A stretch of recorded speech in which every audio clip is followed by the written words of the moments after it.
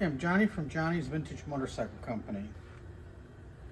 And what we have here is we have a front wheel for a 74 to 77 Harley FXE shovel head or Ironhead Sportster 74 to 77. I'm not real familiar with everything, but I don't know if this will work on an XLCH as well as an XLH.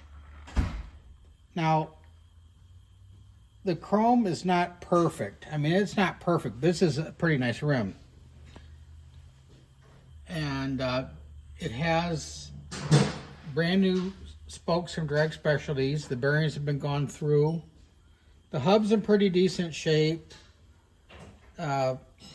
Got a little nick right here, but you won't see that with the brake rotor. This is pretty nice stuff. Now, I don't know if the rim is genuine or not. Not sure on that one. Well, anyway, let's give her a spin.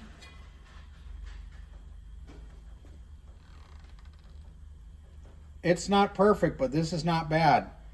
This would be good for a nice everyday rider, or be nice for a nice bike.